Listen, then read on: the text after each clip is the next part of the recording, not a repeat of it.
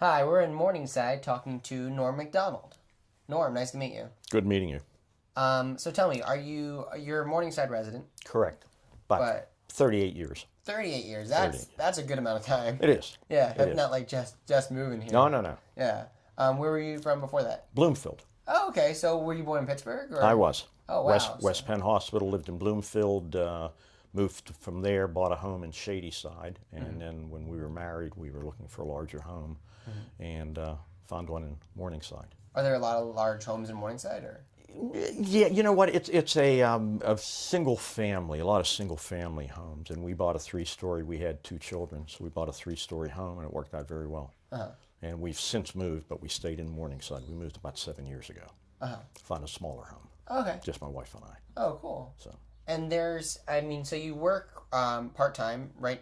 Right Next to where we are. For Representative Costa. Uh-huh. I do 12 hours a week. Okay. And Representative Costa is State Representative, 20, Okay. 21st Legislative District. and his headquarters is right here in Morningside. Correct. He has an office in Harrisburg and an office in Morningside. Oh wow! Why do you know why you chose Morningside, or is this Well, Morningside? this is part of his district. Yeah. It's a brand new building. He had an office down on Chislett Street, but when this building was built, he kind of negotiated and had it built with him in mind Yeah. for his office space. Yeah.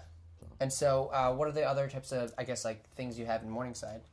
Well, as you can see, we have the Rite Aid. We have a small business district. We're unfortunately losing the bank at the corner. First Commonwealth is moving. There's a restaurant opening up where a kind of a nuisance bar had been at one point. He's getting ready to open up. There's an automotive shop there. We have a convenience store.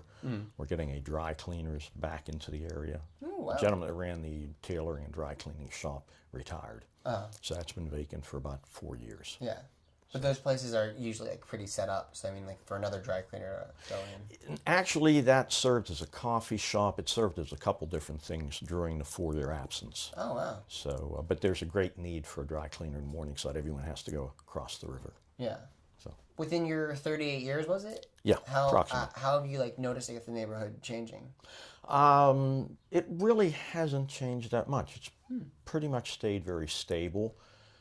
Real estate prices, I think, are really reasonable for what you can get. And again, it's a lot of single-family dwellings. There are some multifamily dwellings, but a great neighborhood. You know, the school unfortunately closed, so we have a large building down there. Right. The school board still maintains it, keeps the heat on. Yeah. But it's closed, and they're talking about selling it. So. I mean, what makes it a great neighborhood? Is it the people? What kind of people do you get around? I have some. I kid about living on the best block in Morningside. We're in the 1700 block, 1600 block of Morningside Avenue, and we were in the 1600 block of Chislett Street, and just have some great neighbors. Again, single-family homes, not a lot of transients moving through. People take care of the property because they own it and they live in it. Yeah, and were there, like people who were like there their whole lives, like like Morningside veterans, or? Yeah, we have on our street, we have probably better than half the street of people who have lived there all their lives or have lived in Morningside, second generation, and they stayed in Morningside. Yeah, because they love it, I guess. It's a great area. Yeah, Great area. and it's close by to a lot of other towns. Also. It's close to downtown Pittsburgh. They've reduced our bus service, unfortunately, but what is the Rite Aid now used to be a family-owned market, Stump's Market. They've gone out of business, so you still have to do some traveling. You can't get everything you want in Morningside, but we have a Giant Eagle in Fox Chapel. We have a Giant Eagle on Center Avenue. Again, the bus service for the seniors, it's a little tough because they have reduced it. Yeah, is that an area of contention with like the residents? Or? It is. The rep has fought hard to get better bus service. I don't ride the bus, so I'm not quite sure what time they shut them off, but it does make it a little difficult for seniors. Yeah, no, I mean, and it's also just something that I think is an area of contention for, like, I guess, like a lot of Pittsburgh. So it's not just Morningside. Oh no. Yeah. You know, you get into the politics of what's happened with the Port Authority. Yeah. Don't want to go there. No. Yeah. But it looks like a great town, and you know it's drivable too. There's a lot of alleyways I've noticed. I mean, right? That's Pittsburgh. That's Pittsburgh. I love alleys, and it's hard when you go to the suburbs and you have a home, Yeah. and there isn't an alley behind it. Yeah. I don't understand that. Yeah, and you guys got everybody's got like their own like little backyard area. A lot of backyards. You'll notice if you drive through, there's a lot of side yards. So people have a lot and a half, and they have a side yard. And we moved from a home that had a side yard to a home that has a side yard. Yeah. We weren't looking for it, and it was great that we have it. But you know. Yeah. And you raised you have kids or Still do. Yeah. I gave them away there for a minute. Yeah, Still yeah. do. One of them lives in Stanton Heights, and one went to Georgia to get an education and never came back. Okay. So we have one living in Georgia and one living in Stanton Heights. And did you think that this is a good place to raise your kids or? Oh yeah. Yeah. Oh yeah. We had my wife's involved in the local church, St. Raphael's, and both of our daughters went to school there. Yeah. And then went over to Sacred Heart. But great area to raise kids, and both of our daughters are involved in sports, a lot of sports activities in this section of the city. Yeah. You know, and again, I've lived here for 30 plus years, so I'm sure there are other programs in other parts of the city, but we feel comfortable in Morningside. My wife works in downtown Pittsburgh. It's easy enough for her to drive into downtown Pittsburgh. If we had to use a bus, we could take the bus. Yeah. Great area. So I saw St. Raphael's. St. Raphael's.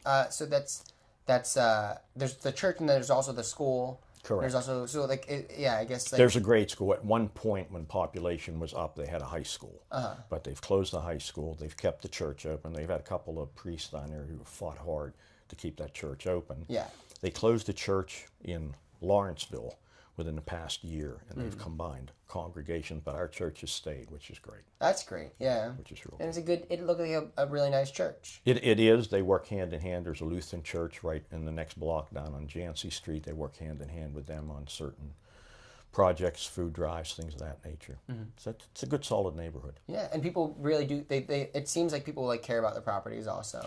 That's one of the reasons we stayed here. We had the option of going anywhere we wanted, Yeah. but we stayed in Morningside. I mean, why are it just because people like buy their house and they want it and they have like I guess a good deal of respect for it, or You have a lot of city workers, a lot of people who are hard workers, employed, take care of their property. Yeah. You know, when you pay that kind of money. But again, real estate prices in Morningside have never really taken a big hit, and property values are very reasonable. There are some neighboring neighborhoods where I find it hard justifying what people are paying for homes yeah. down in Lawrenceville and Yeah. other areas like that. So it's mainly like city workers and stuff here?